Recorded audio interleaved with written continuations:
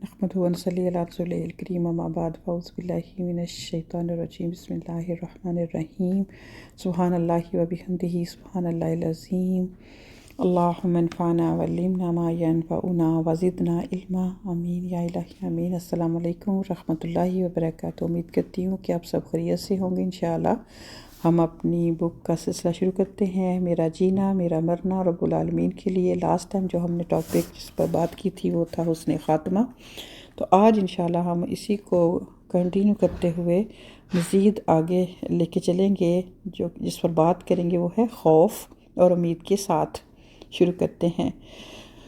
موت کی بے چینیوں میں بھی مومن کو خوف اور امید کی درمیانی کیفیت میں ہی رہنا چاہیے، یعنی اپنے گناہوں پر اللہ سبحانہ تعالیٰ کی سزا کا ڈر ہے تو ساتھ اپنے رب سے رحمت کی امید بھی رکھے۔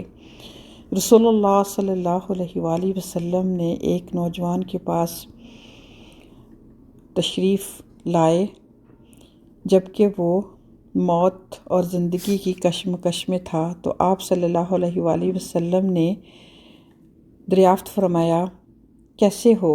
اس نے عرض کیا، یا رسول اللہ صلی اللہ علیہ وآلہ وسلم، اللہ سبحانہ تعالیٰ سے رحمت کی امید بھی رکھتا ہوں اور اپنے گناہوں سے بھی ڈرتا ہوں۔ آپ صلی اللہ علیہ وسلم نے ارشاد فرمایا، ایسے موقع پر کسی بندے کے دل میں جب یہ دونوں چیزیں پیدا ہو جائیں تو اللہ تبارک و تعالیٰ اسے اس کی امید کے مطابق عطا فرماتا ہے، اور جس بات کا اسے اندیشہ ہو اس سے محفوظ کر دیتا ہے۔ اللہ سبحانہ و تعالیٰ سے رحمت کی امید رکھنا اس کی محبت کی نشانی ہے۔ گناہوں کا احساس ان پر شرمندگی اور پھر سزا کا ڈر اس کے ذات الہی سے خشیت کو بڑھاتا ہے، یعنی دونوں کیفیات، یعنی اللہ سے محبت اور خوف جس بندے کے دل میں تمام زندگی جمع رہیں، وہ دنیا چھوڑتے وقت کامیابی سے ہمکنار ہوتا ہے اور فطرت اسلام پر ہی مرتا ہے۔ اس نعمت کے حصول کے لیے بھی دعا کی بہت زیادہ ضرورت ہے۔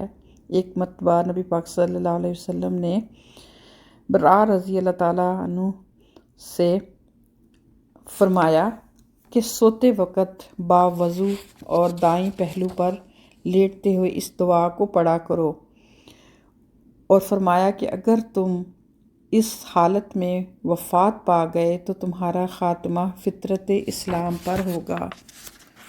وہ دعا کون سی ہے؟ اللہم اسلمت نفسی الیک ووجہت وجہی الیک وفوضت امری الیک والجأت ظہری الیک رغبۃ ورہبۃ الیک لا ملجأ ولا منجأ منک الا الیک آمنت بکتابک الذی انزلت بنبیک الذی ارسلت۔